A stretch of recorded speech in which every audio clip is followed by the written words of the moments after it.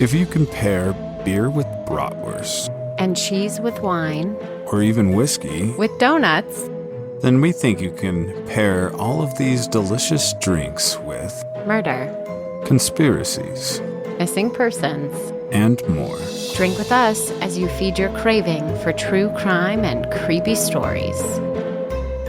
All right, we are going. My name is Jason, and this is Katie. Katie, what fun story do you have for us today? Well, in 1999, writer Tom O'Neill was asked to write an article in honor of the 30-year anniversary of the Tate LaBianca murders for a now non-existent Premiere magazine. Specifically, he started out intending to write a piece about the continuing impact the murders have in Hollywood. This assignment would wind up taking Tom O'Neill on a 20-year-long journey down a twisty rabbit hole, revealing so much more about Hollywood during the 60s, Charles Manson, his family, the murder victims, and the people who might have had a role in what occurred, but until now, whose identities have never been revealed in that capacity. Awesome.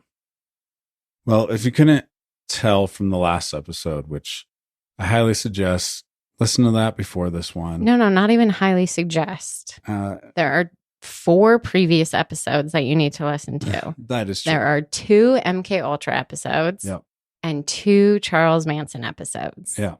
And those 4 episodes got together and they had 2 little babies.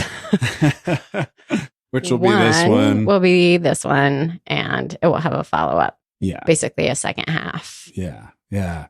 So you have to listen to those. You can't just jump in. Yeah. I really do encourage you, because we can't make you do anything you don't want to do. I don't know. Give me some LSD and maybe I can make you do what I want you to do. If you listening to this book, you just start wondering, I don't know, like it made me change my mind a little bit about the CIA and how kind of ridiculous they were over a few episodes, because we got the Fidel Castro one where they're just like out of a comedic James Bond film, and then MK Ultra. It seemed like they messed around a lot, and the stories we have, they claim they never really got it right. But I think that's bullshit now. I don't know. I think this has just revealed that maybe there were certain individuals involved who actually were capable of accomplishing pretty crazy things. Mm-hmm. I'm still not giving them any credit whatsoever. But have you been inspired to choose a drink? Yeah, that's the question at hand. I have, and actually, I've gone a different route with this. A lot of times, I like to go. I mean, I'll go as simple as like, this beer can looked cool for the episode that we have, or it had a cool name, or I'll go with the location and something, especially if I could get it like right where it happened, if not like the state. But this time there was something in me that just was like, because I know we both listened to the book. You did like major studying on it, and I feel like I know this crazy story that you're about to tell. And I think one of the best drinks that I have found to sit down with a friend and listen to a story and talk about something that you're both very interested in. I think the best cocktail to do that with is an old fashioned. Any excuse for you, I think. It does go with most things, not breakfast, but almost everything else.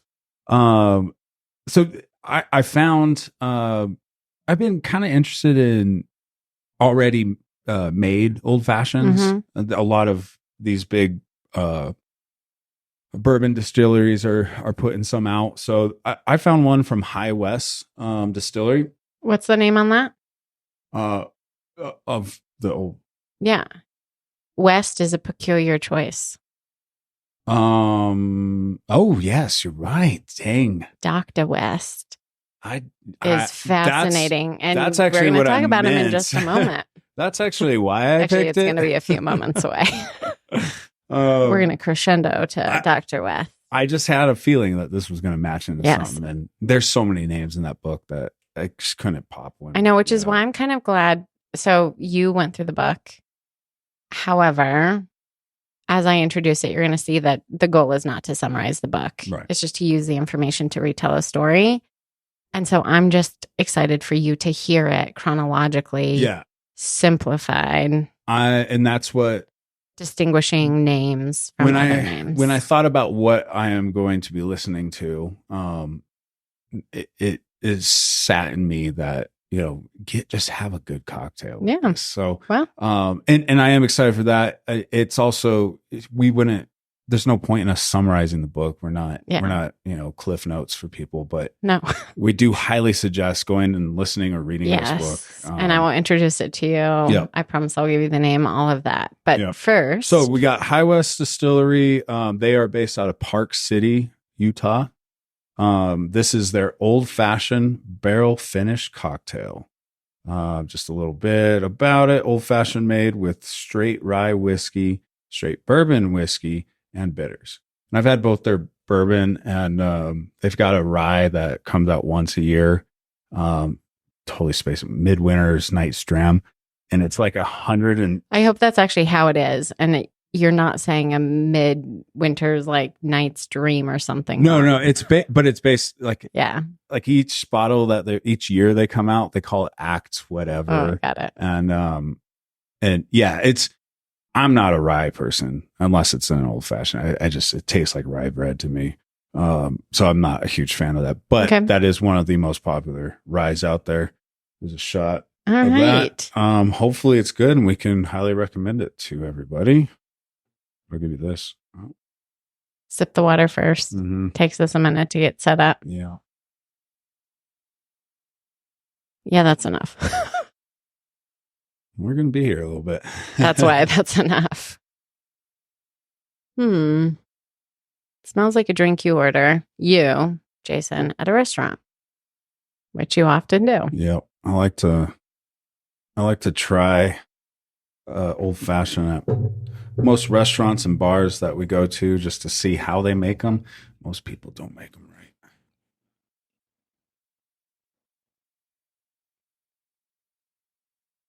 right. I don't like it, so it probably tastes exactly the way it's supposed to taste. You don't like it, huh? I don't hate it. I don't like the assault that's happening in my mouth when it touches my tongue.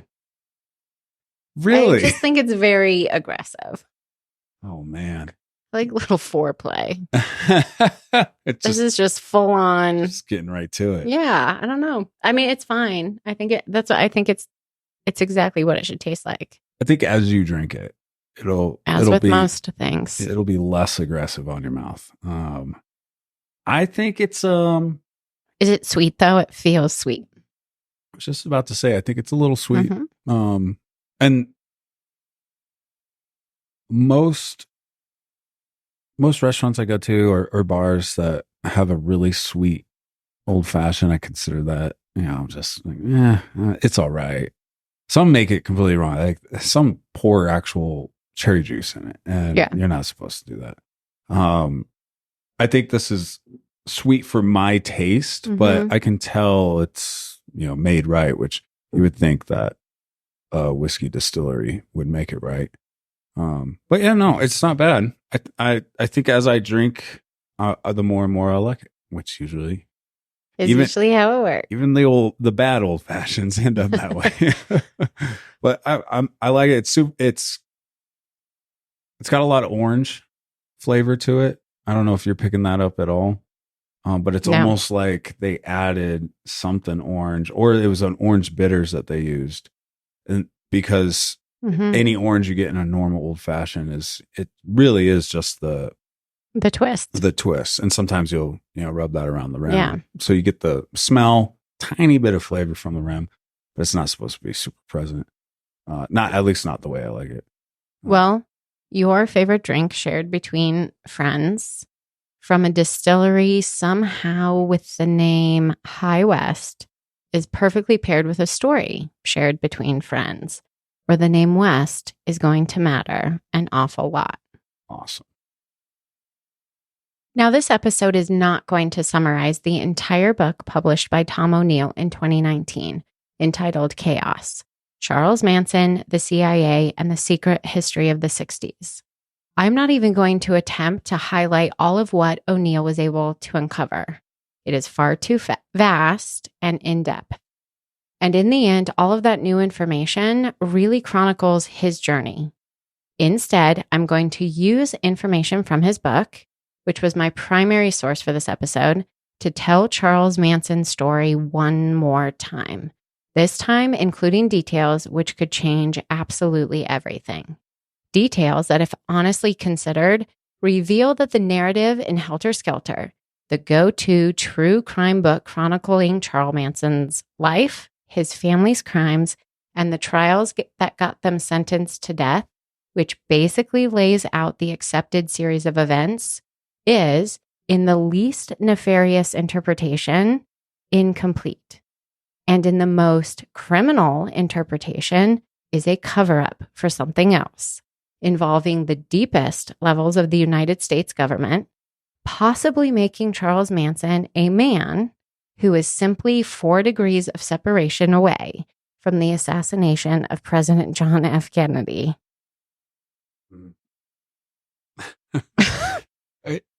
It's so crazy. Like, I didn't expect that connection.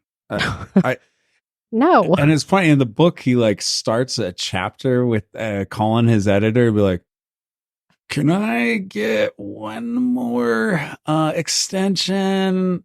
Like, what if I told you it's connected to JFK and the assassination?" With And all you're his just crazy like, "What? boards behind How?" him. Yeah. Okay, go on. Well, this second telling of Charles Manson's story begins when, at the age of 32, Charles Manson was released from Terminal Island after serving just over 7 years of his 10-year prison sentence for trying to use a Ford check. For Charles Manson, this early release from prison meant that he was on parole. It would take Manson just days to violate what should have been a condition for that parole when he moved out of the LA area and headed to Berkeley, California, which is basically a suburb of San Francisco. After Manson arrived in Berkeley, he did call the federal parole office in San Francisco to declare himself as a parolee who had recently moved to their area. But he did so presumably without having any reasonable belief that this would be okay, unless at some point he received information from somewhere or someone that it would be just fine. Instead of initiating any legal action to revoke Manson's parole or instructing him that he has to return back to the LA area, the San Francisco parole office simply had Manson's supervision transferred to a man named Roger Smith. This will be the first of 2 very important Smiths. And as such, I'm going to call him Roger Smith the entire time, which may come across as a little tedious, but I think it will avoid any Smith confusion down the road. Yeah. You could do like RS, I guess, or R Smith every now and then. But then it sounds like Our Smith. Yeah, I'm telling you, it's the only choice. Yeah. Roger Smith was a student at UC Berkeley School of Criminology, and when interviewed years later, he would say that he wasn't a professional parole officer and that he simply was working as one to earn money while he worked on his dissertation. As a doctoral student, Roger Smith studied the link between drug use and violence in Oakland gang members. There seemed to be a link between the gang's drug use and violent behavior. The question for Roger Smith was, is the drug use the cause of the sociopathy, or were there underlying sociopathic tendencies that were revealed through the drug use? By 1967, Roger Smith was considered an expert on gangs, collective behavior, violence, and drugs. What cannot be ignored is the fact that Charles Manson would become a master of controlling the collective behavior of his family, his cult, his gang, through drugs to induce violence. Now, this relationship between Charles Manson and Roger Smith was never a traditional parole officer parolee relationship, starting with the fact that while Roger Smith worked in the capacity at Manson's parole officer, he did so while being a part of something called the San Francisco Project. The San Francisco Project was an experimental program for the National Institute of Mental Health. It sought to monitor the rehabilitation and progress of new parolees who had been recently released from prison. Roger Smith's caseload fell in the medium range, and he was to have had 40 clients. Roger Smith was to meet with his 40 parolees once a week. However, by the end of 1967, Roger Smith had only one client parolee, and that was Charles Manson. There has never been any reasonable explanation for the dwindling of Roger Smith's caseload. It's so weird. That one little detail is bonkers. Especially and I'm sure you get into it, but later they talked to another one of his parole officers and like why he didn't do certain things, and this was during the trial, and he had like 200 or something like that, right? Was that, am I remembering that right? He had like a couple hundred people that he had to take care of. And it wasn't in the book. They said the average parole officer has, I think it was like 140.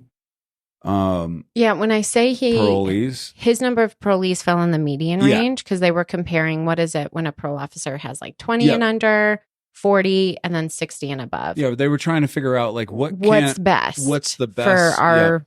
Well, maybe they were trying to figure that out. Maybe. And somehow he went from 40 to 1. To 1. He got rid of 39. Yeah. And the book doesn't go into much detail on like because I don't think it can. Was, and probably there isn't, but it really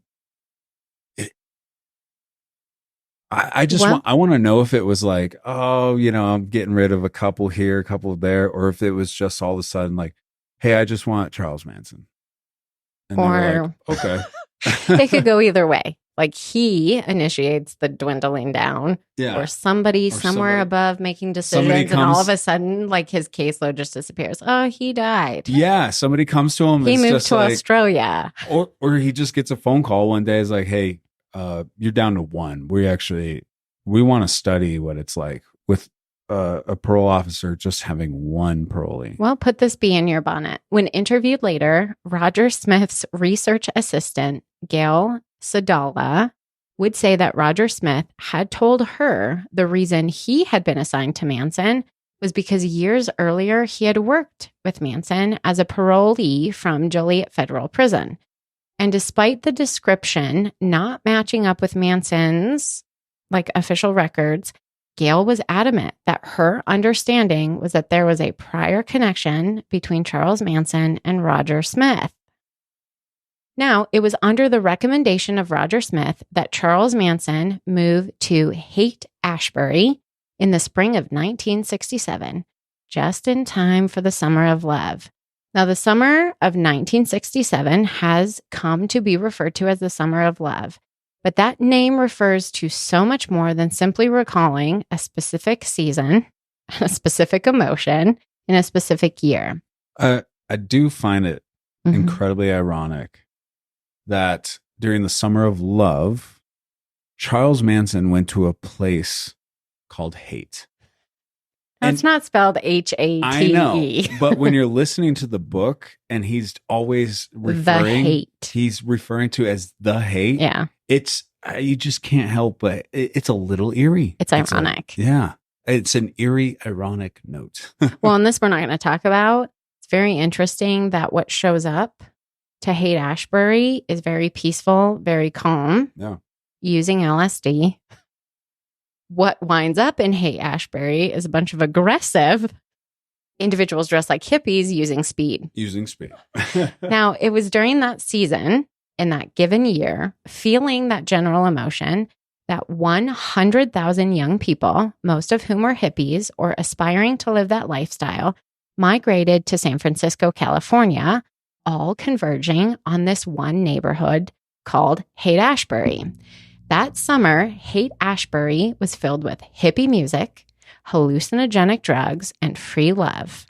Now, this summer of love was also encompassing of the growing opposition to the Vietnam War, a developing suspicion of the U.S. government, a growing rejection of consumerist values, and organized civil rights activism. Roger Smith hoped this move would mellow out Manson's more violent tendencies. It would also make meeting with Manson very convenient. That summer, Roger Smith would be conducting a study looking at the role amphetamines had in violent behavior in hippies in the Haight. Now, this study went by the name Amphetamine Research Project, or ARP. And it was funded by that means something else. Yes. But this study was funded by the National Institute of Mental Health, which is the same source of funding for the San Francisco project. This same group, which connected Manson to Roger Smith originally, had to reveal in 1976, due to a Freedom of Information Act request, that they absolutely had been used by the CIA as a means to fund CIA secret projects. Oh my goodness. All right. So if for anybody that's not like with us, like there's a lot there. This is our very first connection to the CIA and Charles Manson, because Charles Manson is constantly in touch with what's his name again? I've said it distinctly. Roger Smith. I Smith, but I don't want to get everybody confused. With Roger Smith, his parole officer, and both programs, like connecting the two, are funded by a group that doesn't actually fund stuff like that. They simply take CIA money to fund CIA projects. Yeah. So it's like they try and have it. The CIA is like once removed from it. Yeah, and that's exactly how. Not getting ahead of ourselves, MK Ultra, which again you have to listen to because I'm not going to go back and tell you everything, funded research projects. Yeah. They're basically, CIA is basically using these other companies the same way that actual organizations will set up LLCs and S corps and all this, like to remove themselves so many steps away from what a company's doing. And but it's the CIA. So there's our first connection. The Amphetamine Research Project looked to answer the question, why did some people become psychotically violent on amphetamines while others did not? This question was to be answered looking at individual experiences and the collective or group experience. Roger Smith, known around the Haight as the Friendly Fed, would never end up publishing anything based on his research through the ARP. In fact, Smith's unpublished dissertation would report no participation observation data. According to Smith, as a researcher, he had to protect his subjects. Good job, Smith. Yeah. It was while Manson lived in Haight-Ashbury that Roger Smith would have had a front row seat to Manson's transformation into a hippie cult leader. Manson would drop LSD every day, grow his hair long, play guitar, and amass his family of followers, starting with young, oftentimes underage girls. Over a 14-month period of time, Charles Manson, as a parolee under Roger Smith, would have virtual immunity to any illegal misdeeds that may have warranted his parole being revoked and his return to prison. Roger Smith's blind eye to Manson's criminal activity is shown at one point when, in July of 1967, while Manson sat in a jail cell for interfering with police action, Roger Smith wrote in a letter to the head parole office in Washington, D.C., that Manson was making, quote, excellent progress, and that he was in, quote, better shape personally than he has been in a long time. Curiously, while functioning as Manson's parole officer, Roger Smith made 2 requests for Manson to make unsupervised trips to Mexico, despite the fact that Manson had been arrested there in 1959. The first request was made under the guise that Manson was to play a music gig with a hotel band. The parole board denied that request. The second request was made just 2 weeks after the first denial. This time, the request was made indicating that Manson had received a job offer from a man named Dean Morehouse. Morehouse just so happened to be one of the newest recruits to Manson's growing family. This second request was also denied. What's interesting is while making these requests, Roger Smith was studying Mexican drug trafficking for none other than the federal government. Had the requests have been approved, Manson would have traveled to Mazatlan, which was also the center of illegal drug trafficking in Central America. These series of requests seems to indicate a different side to the relationship between Manson and Roger Smith, one in which they either worked together on Smith's research, or maybe Manson was simply being used as an element in Roger Smith's work. That's so great. Manson didn't actually go to Mexico, did he? Well, here's what's interesting. After both of those requests were denied, Roger Smith filed a request to have Charles Manson go to Florida, despite the fact that the parole board said he cannot leave California. Yeah. And apparently those requests were granted, but there is zero evidence that Manson ever went to Florida, seemingly implying that he actually did wind up going to Mexico. Oh, that's wild. And later in our story, when we address Susan Atkins' possible role, her probation officers, because she's on probation, want to revoke her probation because she's saying she's going to Mexico with Charles Manson. Oh, that's right. Yeah. So there's several pieces of historical evidence to suggest that homeboy Charlie Manson was working for Smith in Mexico. Yeah. It's interesting, the capacity that he'd be working, because they're so different. Like, whether was Charles Manson actually knowledgeable of the work and therefore an employee of Smith and the CIA, or is he just being used and he has no idea? He's just close. Yeah. And he gets free drugs. And he's like, hey, I'm going to send you to Mexico. You get a lot of free drugs and you need to bring them up here because of who I work for. But I can't tell you anything about that. Yeah. Anyway, I'm not going to reveal any more of my thoughts on it, but it's interesting. It's fascinating. Now, eventually, Roger Smith would be fired as Manson's parole officer. In April of 1968, Manson would be arrested after a bus was discovered broken down on the side of the road. The bus had been stolen from the Haight. Inside the bus was Manson's third son, his small baby body covered in sores, the infant child sick. Surrounding the bus were naked members of the Manson family asleep in the grass. Manson would be released from jail after just 1 day of incarceration due to the stolen vehicle. After this release, it would only be a matter of time before Manson was arrested yet again, this time on drug charges. And yet Roger Smith took no action against his parolee.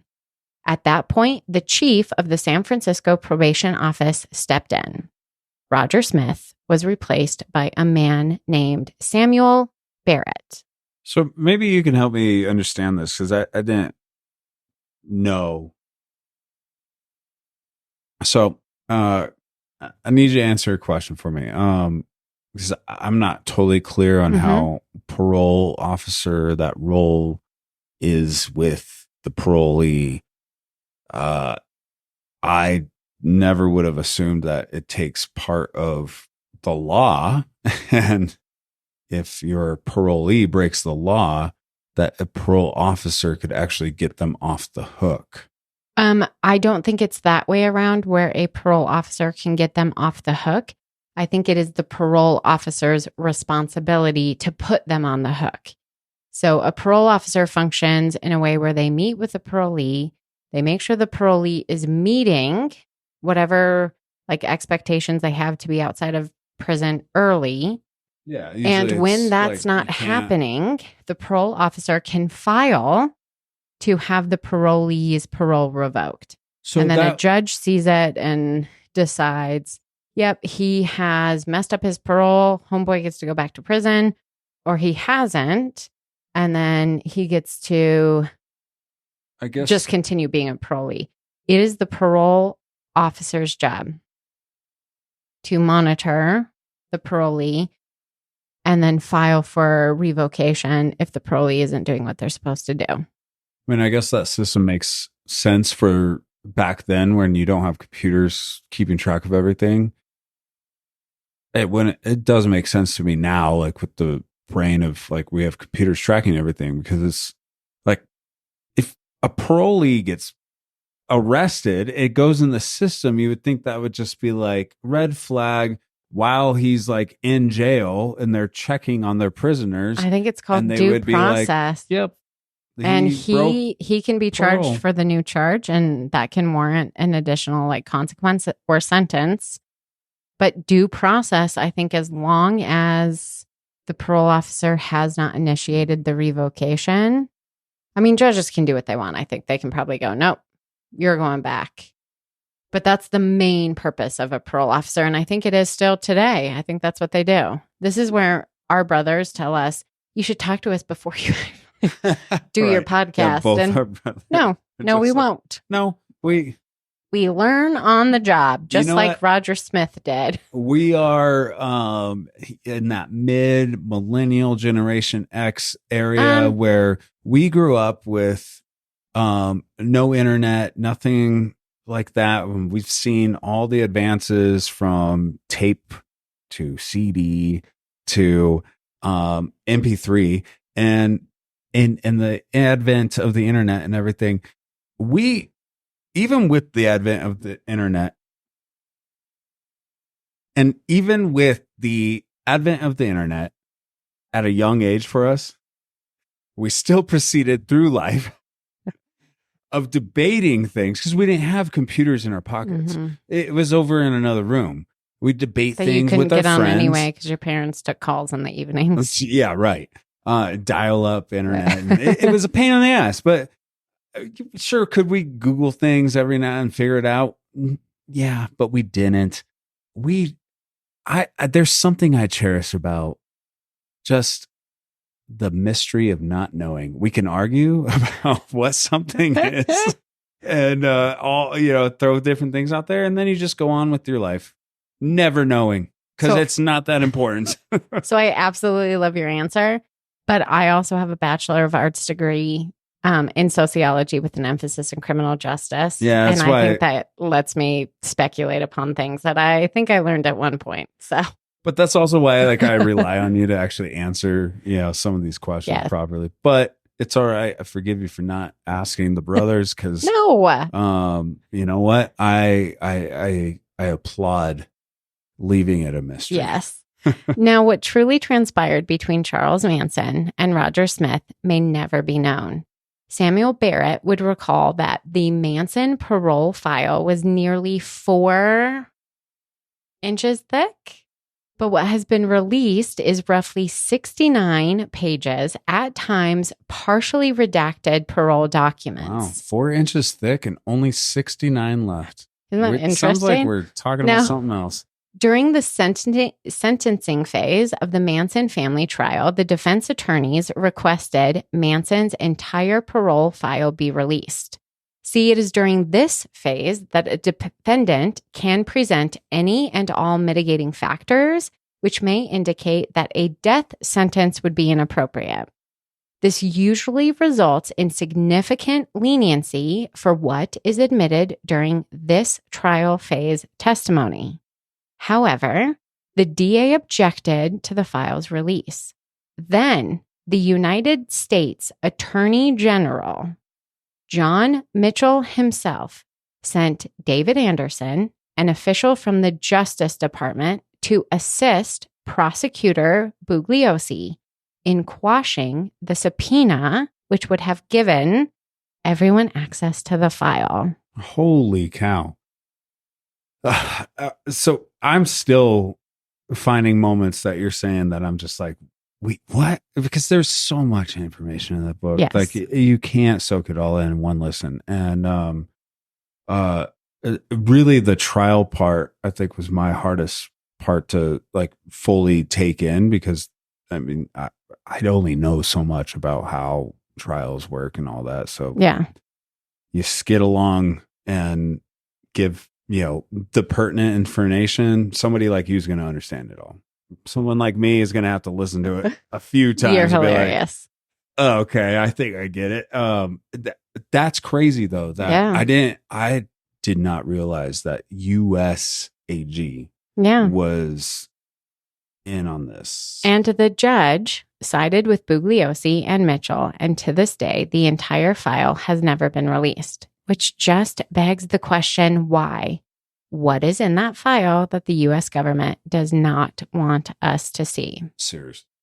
Now, while Roger Smith still served as Manson's parole officer, Manson and his girls would visit the Haight-Ashbury Free Medical Clinic on a regular basis. The clinic served as not only the meeting place for Manson and Roger Smith, who was doing research there, but also a location where Manson girls would be tested and treated for STDs on a fairly regular basis. It also put Manson and the girls in close proximity to other doctors who were also receiving federal funds to test drug use. One such man was named David Smith, the second of the two very important Smiths. Mr. and Mr. Smith, if you would. I just made that up. It is clear that David Smith interacted with Manson and the girls.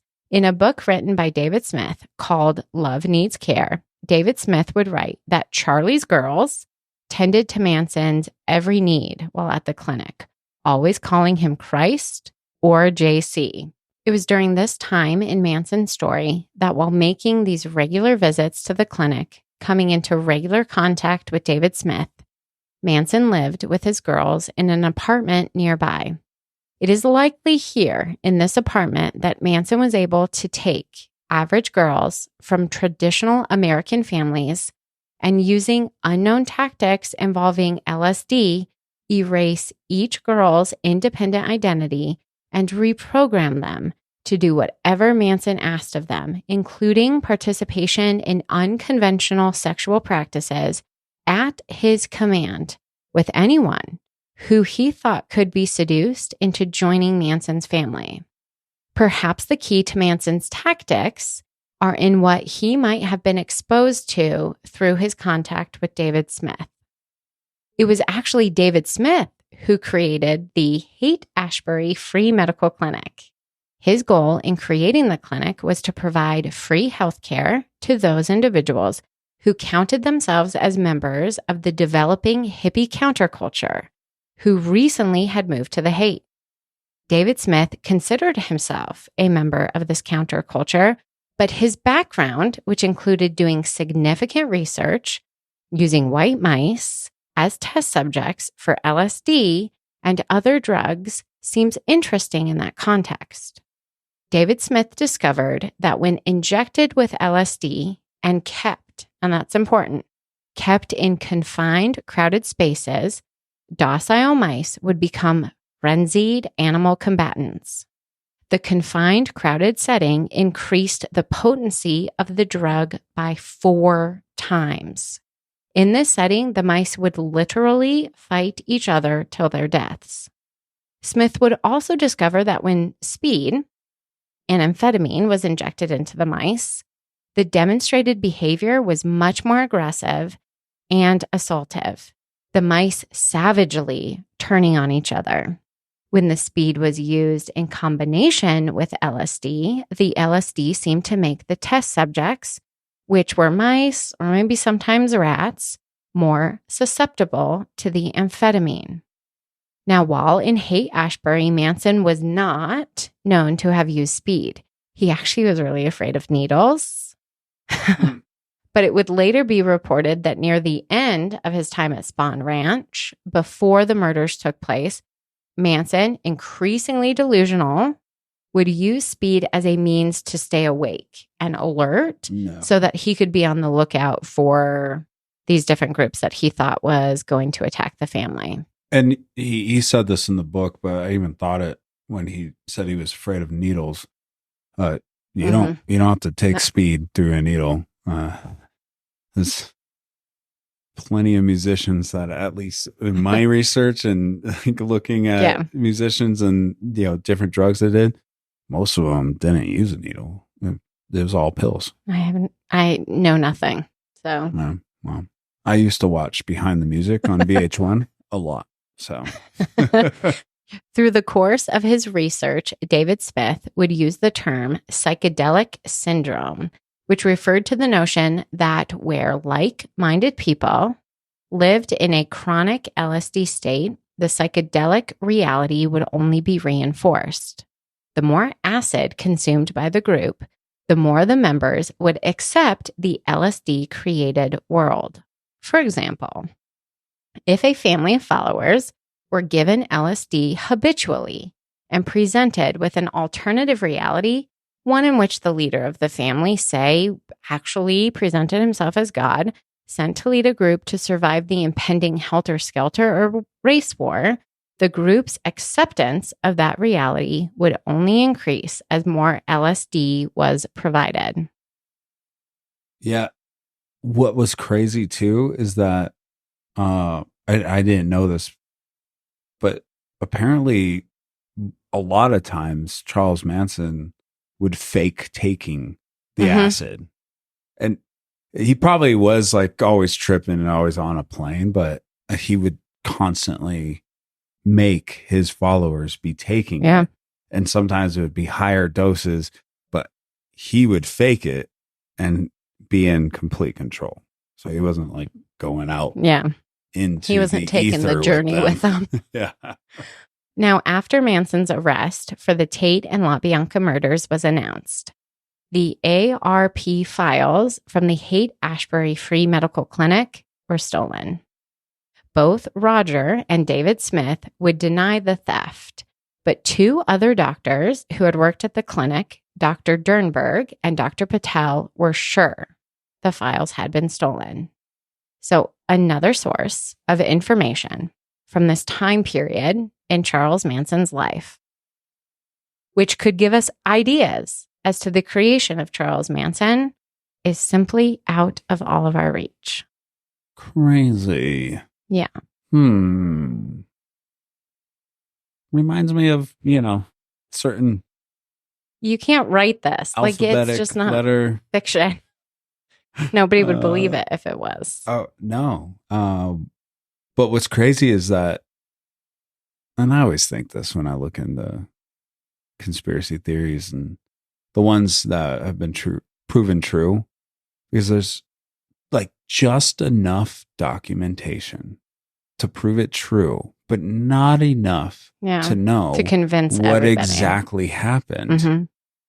And I find that very odd. Like, if you're going to destroy them, destroy them all. Now, in this case with like, was it MK Ultra? They thought they destroyed all of them, but then they discovered a bunch in a warehouse that they didn't even know about. Accounting connected files. Yeah. And it just so happened that they found them when Congress was, putting them on trial. But I just, even the JFK stuff, I'm like, why don't you just destroy everything? And, but because that's illegal. And I guess that is the answer. It is illegal to do it. And they're like, we can't just destroy everything or else we're going to get shut down. Yeah. Which, they probably should be at this point. Now, despite the fact that in his later years, Roger Smith would call Charles Manson simply a psychopath, it is interesting that Manson was in connection with both Smiths during a time when they were receiving funds from a federal institute which was operating as a CIA front. Also, while each Smith professionally had or were testing the violent effects of drug use. And in the end, Manson would become well known for utilizing drug use in his family members to control their interpretation of a world in a way that in the end, several of them would violently act to take the lives of others. And if I'm remembering right, there was kind of an eerie similarity to what the mice did for David and his research on them and what he documented seeing in them to what or how it played out with Manson and him forming this cult and how he controlled all the people in the cult. It was oddly almost like identical to David's experiments, which is another connection here to how did Manson end up? Yeah, because without connected to this guy like that, it doesn't make sense that Manson was this felon mastermind and all of a sudden became Elon Musk of cults. Yeah. Yes. I mean, he literally, no one's been able to do what he did, you know? He got people to kill for him and do it enthusiastically. And then after being thrown in jail, still just be like, all right, we're still waiting on it. We're waiting on this end. And Charles is the end all be all. Right. Never seeing, I mean, a couple of them saw the full light, but he had a significant number of those of the family all in brainwashed and until their death. Yep. Now, there was another doctor who worked at the Haight-Ashbury Free Medical Clinic during the Summer of Love. Doctor?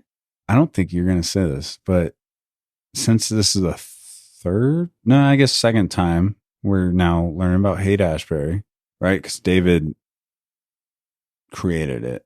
The clinic. Roger worked there, right? David created it. Roger rented space there. Yeah. Okay. That summer. So third tie into Haight-Ashbury. Yes. What's crazy is, this is a side note that came from the podcast he did with Joe Rogan, the author of Chaos. Haight-Ashbury actually continued going literally until the time this book, Chaos, that Tom O'Neill put out, came out. And when that book came out, it shut down. You could be any more obvious, Haight-Ashbury. Right. Free medical clinic. Like, could you imagine the media that's going to be out here? Yeah, if you're doing nothing wrong, you still just keep operating. On keeping on. Yep. So the third doctor, there were several, but the third that is particularly relevant was Dr. Louis Jolyon West, or Jolly as some would call him. Dr. West had been a colonel in the Army Air Force during World War II. During the Korean War, he participated in the deprogramming of prisoners of war who had been brainwashed. During the 50s and the 60s, Dr. West worked on Air Force bases in Texas and Oklahoma, doing LSD research and hypnosis experiments.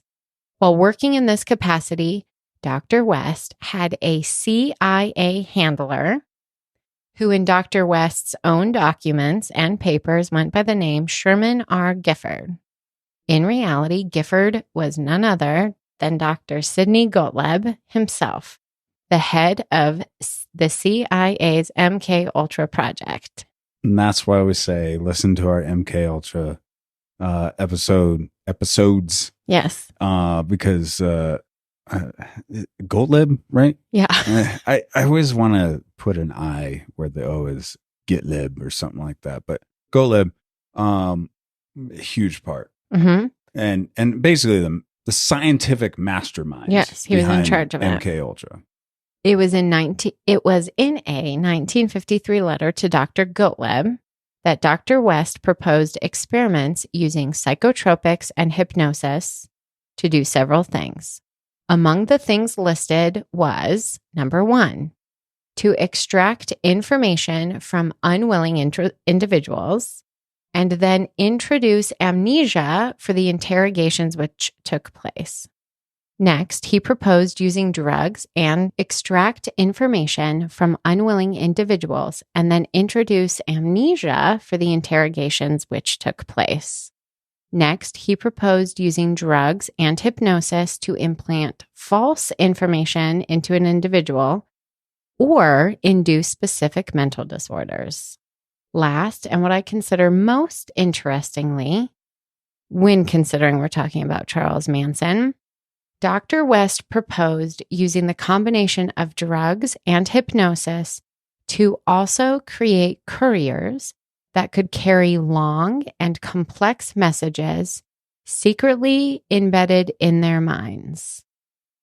Wasn't West like a master hypnosis guy? I don't know what he called him in the book, but didn't he say like he was very good at hypnosis, and he would, like, there was people that in his past that would say, yeah, he used hypnosis here and here and here. Well, I'm going to talk about 2 specific stories that I think are super important. Okay.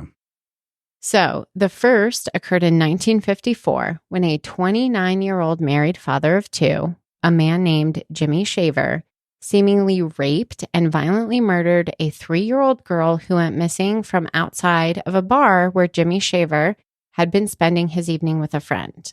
Now, despite having no criminal record, violent past, or any admitted memory of the crime, Jimmy was arrested. After weeks of Shaver's adamant declaration that he had zero memory of committing the atrocious acts that he was accused of, Dr. West would be brought in to psychiatrically analyze Shaver. Dr. West administered truth serum to Shaver after putting him under hypnosis. In this state, Shaver confessed to the murder and rape of the young girl after saying that the 3-year-old victim had reminded him of an older cousin of his who, he recalled, sexually assaulted him. However, when not under the control of the hypnosis and the truth serum, Jimmy Shaver was adamant that he was innocent. And no one tied to the investigation sought out corroborating information about the alleged sexual assault, which was the motive for Jimmy Shaver committing this crime in the first place. And this is the case where really the only, West tried to get closer to Shaver by being, what was it? It was something that the judge stopped. It was a lawyer or... So I think you might be confusing our next story with this one. Am I? The question... What's the young girl, like the 3-year-old girl that was... No, this is the Jimmy Shaver one. That is the issue with Jimmy Shaver and Dr. West was that Jimmy Shaver was a military man who could have been seen by Dr. West in him working on military bases prior to Jimmy Shaver allegedly committing this crime that he had no memory of, that he declared innocence to, that lots of other doctors thought it was very strange that truth serum would be used with hypnosis. And when you actually watch what took place, Dr. West was basically leading and implanting ideas during his interrogation of Shaver. And so this is a story that I would like to do one day, but for the sake of, this isn't his story, this is Charles Manson's story. Yeah. I'm just giving you a little bit of a taste. Okay.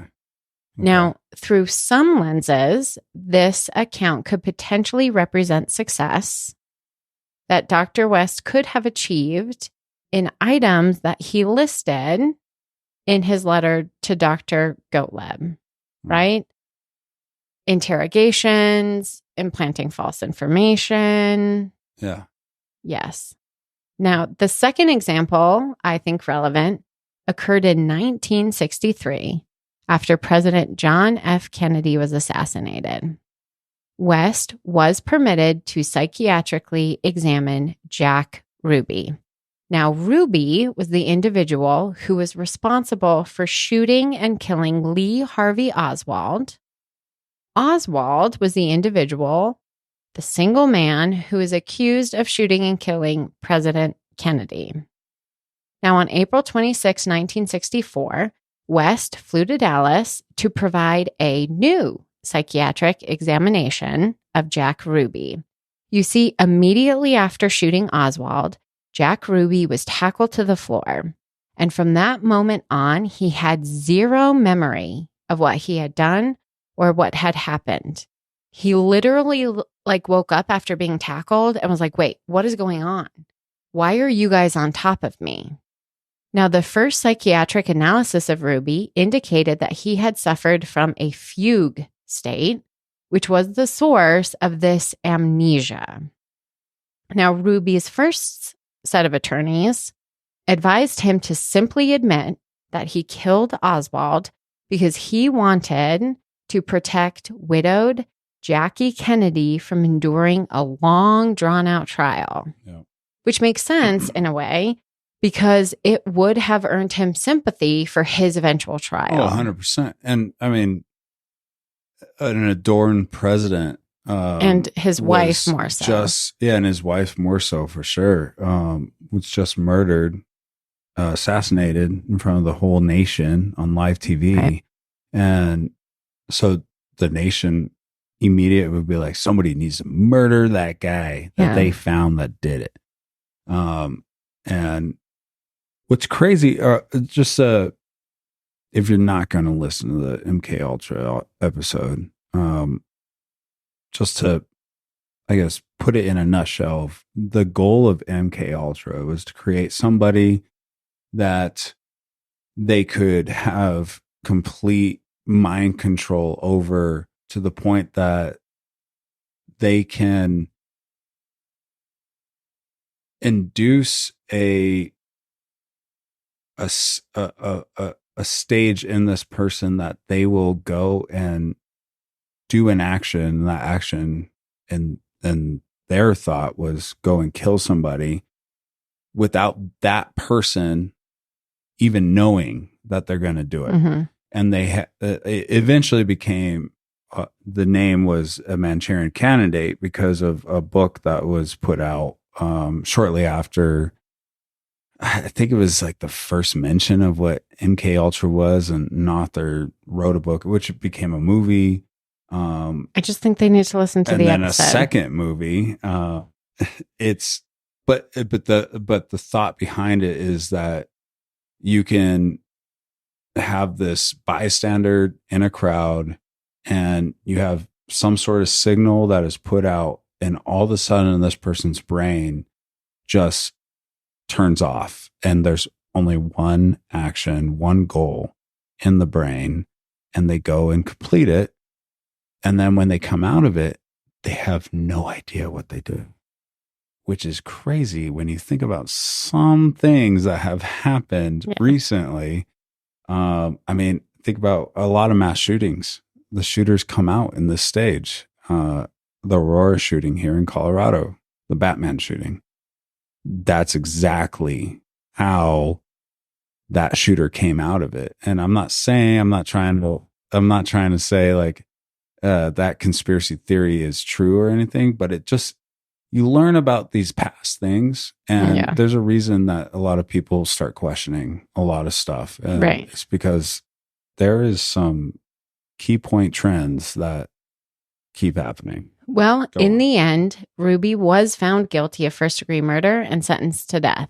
As a result, Jack Ruby fired his attorneys. Afterward, Jack Ruby hired a new attorney. It was that attorney who brought in Dr. West for this new psychiatric analysis.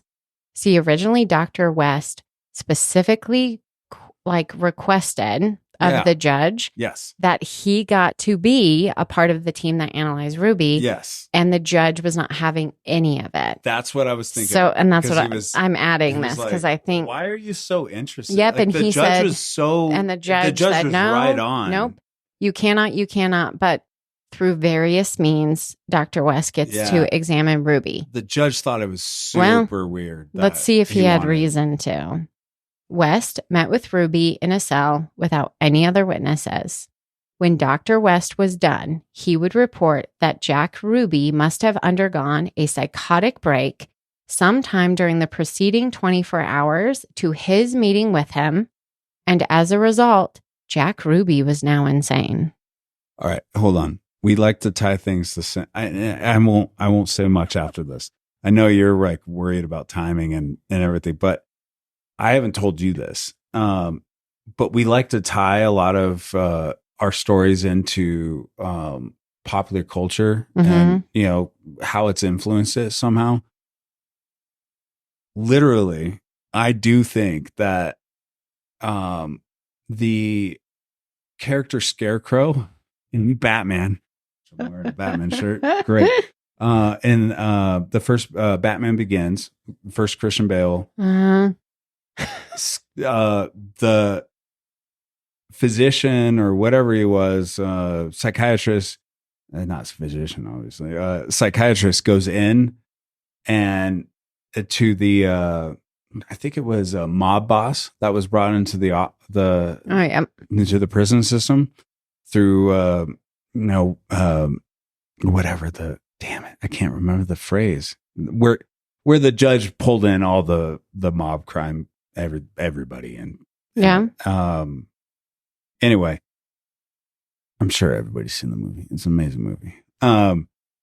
So he wants to see him and evaluate him. He goes in there with his gases and he comes out and he says that he's obviously insane. Yeah. And he's 100% different than when he went in and after he came out. I think that's right from this. Jack Ruby was connected with the mob, so. Jeez. Well, and then you have that too. There had to have been, I don't know, if a writer of a comic, I'm sure it came from the comic, but unless it was Christopher Nolan, just deep dived into, psychological help of crime mob bosses while they were, being prosecuted, and he came across some case where he came out and it was like this. Maybe this was part of that, but at the same time, if that didn't directly come from Charles Manson, this is a thing that the CIA maybe does. Well, they cover their tracks by going into the prison and coming out with you crazy. In fact, from that moment on, Jack Ruby experienced hallucinations and heard voices. He was convinced that a new Holocaust was happening in America because of his actions. Jack Ruby even described witnessing his own brother being tortured. Of the Jews. Yeah. Yeah. So if you're keeping track, it seems reasonable to speculate that Dr. West made good on 2, if not 3, of the things he declared that he could accomplish in his list to Dr. Gottlieb, leaving the last and most compelling item. Where might Dr. West find someone who could be turned into his desired courier, a person perhaps already identified as someone with the potential to receive a long and complex message secretly implanted in his mind, a person with the desire to spread his message to others? After accepting a room at the Haight-Ashbury Free Medical Clinic, of course, with the desire to help David Smith acquire test subjects for his own research purposes, Dr. West commenced his own experiment in the Haight. He called it the Haight-Ashbury Project, and it lasted for about 6 months. During that time, Dr. West repurposed an old Victorian home and turned it into a hippie crash pad. He hired 6 graduate students to take notes as hippies were allowed to come and stay and participate in drug use as long as they were okay with their every movement being observed. Dr. West's Haight-Ashbury project was funded by the Foundation's Fund for Research and Psychiatry, Inc. This was the same fund that furnished funds for another MK Ultra project that we discussed during our episodes, Operation Midnight Climax. And while in Oklahoma, West actually supervised the hiring of informants that were designed to infiltrate gangs in order to change the group's political, religious, or moral leanings. This deemed the mass conversion was literally funded by Dr. Sidney Gottlieb himself. Oh my gosh. Now, the grad students who lived at this hippie crash pad were a little confused as to what they were actually supposed to do. One such grad student, a woman named Kathy Collins, described her life at the crash pad as being one in which Dr. West was often gone and missing, and that she never actually got instructions as to the purpose of the crash pad or her being there or why any of the other grad students were there. So it's covered. Which leaves me to ask, where was Dr. West during this time in Haight-Ashbury? And what was the true purpose of him working out of the Haight-Ashbury Free Medical Clinic? Now, I wish it was at this moment that I could tell you there is some secret documentation from Dr. West himself about his interactions with Charles Manson and the family members. But I can't, because nearly every document relating to MK Ultra was eventually destroyed, as we described during our MK Ultra episodes. What is clear is that despite being an expert in the area of drug-induced mind control, Dr. West was never asked, nor did he seem eager, like he was with Jack Ruby, to be a part of any sort of analysis on Manson or the trials connected to his family's crimes. Despite his geographic connection to where the crimes took place and the clinical connection he would have had to Charles and the girls through the free clinic. Which is insane. I mean, you have a trial of a century, as they would call it nowadays. I doubt they called it then because I think that came around with OJ. I think so. You would think they'd question everybody that You has think, ever yeah. come in contact with, especially because that list isn't like super long. Because he went off into his own thing. Not making contact with anybody outside of his world shortly after it. And it was and critical. it's crazy because it's like 2 years from when he came out of prison and to when the murder happened. And it was critical to Bugliosi's portrayal of the crime that Charles Manson had the ability to control the minds of his followers through things like drug use and all these other tactics. So it boggles my mind why Bugliosi wouldn't want him to stand as an expert witness. Yeah, it makes no sense. I mean, we've done plenty of episodes where we watch a police force cover a whole city, and they're 13,000 different interviews. You don't see that with this. No, you don't see. I don't even think we reach 1,000 interviews with. Now you're just being crazy. Tate murders. And we still cannot explain where Charles Manson got his never-ending supply of drugs, or how he so expertly manipulated the minds of his family members. One interesting tidbit that you can make of what you will: Manson did possess the skill to hypnotize people. According to the daughter of a strip club manager in the Haight, this might be what you were thinking of. That's what I was thinking Her of. Yeah. father had learned to hypnotize while in the Navy, and she physically observed Manson learning the skill of hypnosis at the club. Yep. He taught him how to hypnotize. However, I would ask the question, who then taught Manson to use that skill in combination with LSD to successfully manipulate his family members? Because that's exactly what Dr. West did. What if West talked to Manson and Manson was like, if you do, your plan sounds great, but if you throw hypnotism in this, it might be even better. What if that idea actually came from Manson? Now, by the summer of 1968, Manson had moved out of Haight-Ashbury and was living in the home of the Beach Boys drummer Dennis Wilson. While Manson was there, pursuing a record deal with Doris Day's son, Terry Melcher, Manson instructed Susan Atkins to head to Mendocino County with 4 other female family members in order to seduce more men into joining Manson's family. 2 of the other family members tasked with the same goal were Mary Bruner, the mother of Manson's 3rd child, Michael Pooh Bear, and Patricia Krenwinkel.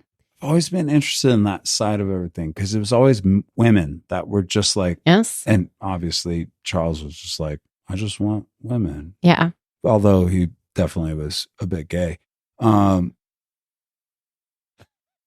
always been curious, like when you see pictures, there's like, it's or a majority movies, of ladies. Yeah, it's always ladies. But then you see, like, there are pictures out there you see, and there's quite a bit of men. Yes. And they're like, when did that happen? I'm going to tell you. Now, unfortunately for Atkins and the other 4 women, one of the boys they involved in their narcotic-fueled orgy was a son of a police officer. And he, along with 2 other boys the women seduced, were actually underage. Now, the 5 female family members were arrested and charged with felony drug possession and contributing to the delinquency of minors. Want to know who they called for help? Smith. Roger Smith, Manson's former parole officer. Now, Roger Smith and his wife rushed to aid in the girls' release. Until they could do so, however, Roger Smith and his wife took charge of Manson's son, even going so far as to have themselves appointed as foster parents to him. And they were for a bit, right? For like 6 months, because Mary Bruner's going to spend some time in jail. Yeah. Now, Smith had his friend Alan Rose drive up in order to help the girls. Rose hired lawyers, testified on their behalf, and even raised bail money for their release. Pretty quick, charges were dropped against 3 of the girls. But Atkins and Bruner wound up pleading guilty to possession of narcotics. Atkins was only given probation, but Bruner wound up spending 60 days in county jail before she was freed. This would not be the only time that, while connected to Manson, Susan Atkins would be seemingly given light to no consequences for her interactions with the law. Yeah. On June 4th, 1969, Charles Manson was pulled over for speeding in the early hours of the morning. Charles Manson was arrested for driving under the influence of drugs and not having a driver's license. His 4 passengers, including Van Houten and Susan Atkins, were also arrested. Everybody except Atkins was released within 24 hours. And the reason why she wasn't released was she actually had a warrant out for her arrest with regards to violating probation at some point. 2 different probation officers recommended that Atkins' probation be revoked. But Judge Wayne Burke did not heed their recommendations, and instead, he terminated her entire probation sentence 2 years prior to the end date. Now, this situation was eerily similar to what occurred 1.5 years earlier. Yeah. Atkins was involved in the theft of a car in California. Then she took a road trip up to Oregon, where she proceeded to rob convenience stores. Her little joyride journey ended, culminating in her threatening to shoot a police officer. Now, this series of choices resulted in Atkins' first probation sentence. But after she verbally threatened to move to Mexico, probation officers in both San Francisco and in Oregon wrote to Judge George Jones, concerned about Atkins' likelihood of violating her probation. Judge Jones responded by terminating Atkins' probation altogether, and he provided no explanation as to why. It seemed like this strange, unexplained force keeping Charles Manson out of prison seemed to shine its face upon Susan Atkins at well. The only question then would be, if someone or some group was actively influencing judicial decisions in order to keep Manson and Atkins out of prison, why would it be so important to do so? And I know storyline wise, you got your way of telling us has been magnificent. Thank you. Why the fuck was it Atkins that brought down Manson too? Maybe that's why she was kept out, but you're totally jumping ahead. So I'm going to outro. It's so crazy. Hold your horses. But it's, I can't even like help but think like, yeah, Atkins, what's her part in this? Well, we're only halfway done. And then it makes me think, is Manson actually in on it and Atkins is being used? Or are both of them being used? And for some reason, Atkins, all right. It's so crazy. But for everybody to know that didn't listen to Charles Manson, our episode of that, you wouldn't know that unless you're just following Charles Manson and you know it anyway. Atkins was the reason Charles Manson was caught. Yeah. Spoiler alert. So hold on, Tiger. Wow. I mean, this has been told a million times. We're good. All right. On our next episode, which will be part 2 to this part 1, we will look at a possible reason why Atkins needed to remain out of custody.